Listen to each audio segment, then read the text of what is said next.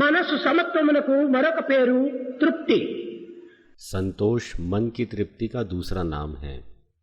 సంకల్పము చేతనే సమస్త దృష్టి అంతయును గోచరమవుతున్నది. संकल्प के कारण ही सारी सृष्टि प्रकट हो रही है. సంకల్పము ఎట్టిదో మానవ జీవితం అట్టిది. मानव का जीवन उसकी सोच पर निर्भर करता है. జీవితమనగా సంకల్పముల యొక్క ఆటనే. जीवन विभिन्न प्रकार के संकल्पों से बनता है.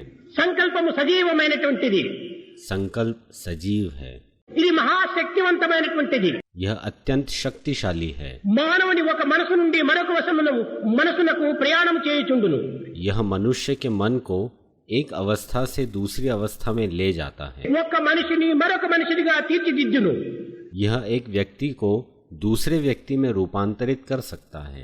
ప్రాచీన మహర్షులు ప్రప్రథమంలో పామరులై సామాన్య జనులుగా ఉండినప్పటికీ వారి పవిత్రమైనటువంటి సంకల్పములే వారిని మహర్షులుగా మార్చగలిగినది.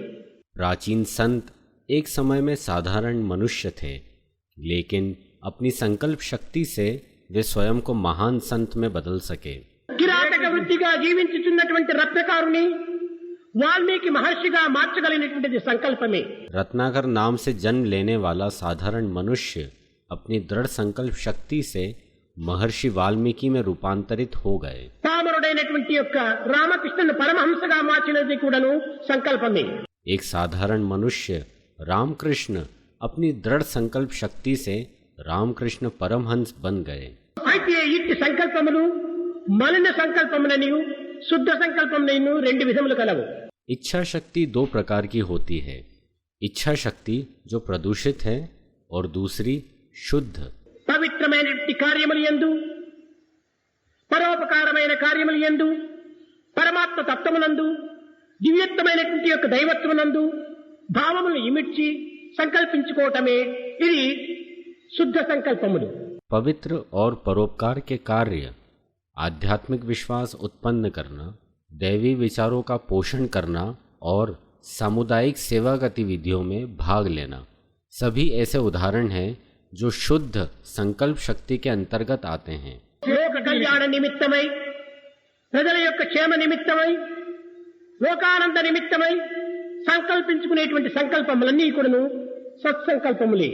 अर्थात विश्व कल्याण और मानव कल्याण के उद्देश्य से जुड़े सभी विचार शुद्ध संकल्प शक्ति की अभिव्यक्ति होते हैं. స్వార్థమును ఆశించక స్వప్రయోజనమును పాటించక నిరంతరము కూడాను దేశం యొక్క క్షేమమే తన క్షేమముగా భావించి విశ్వసించి తలంచేటువంటి సంకల్పములన్నీ కూడాను సాత్విక సంకల్పములే. बिना किसी व्यक्तिगत लाभ और स्वार्थ के बिना प्रदान की गई सेवाएं एवं निरंतर देश की सेवा करने का भाव रखना सात्विक संकल्प शक्ति के उदाहरण है.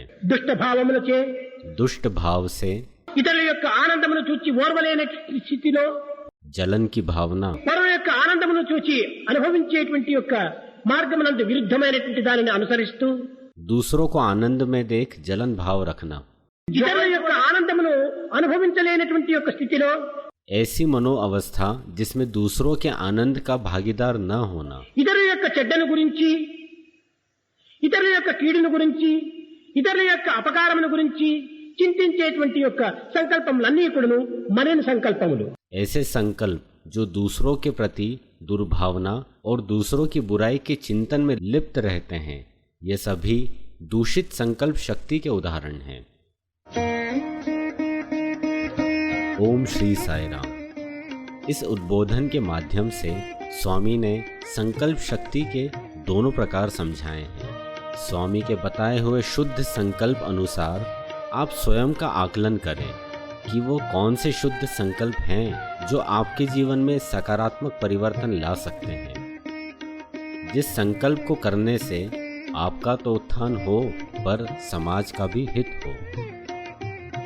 उदाहरण के लिए आपकी शिक्षा, आपका स्वास्थ्य, समिति की कोई गतिविधि में आपकी सक्रियता या कोई सेवा का कार्य हो सकता है.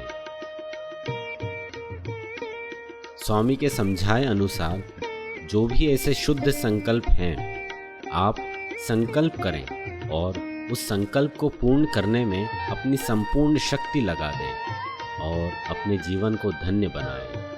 जय साई राम। समस्त लोकाः सुखिनो भवन्तु।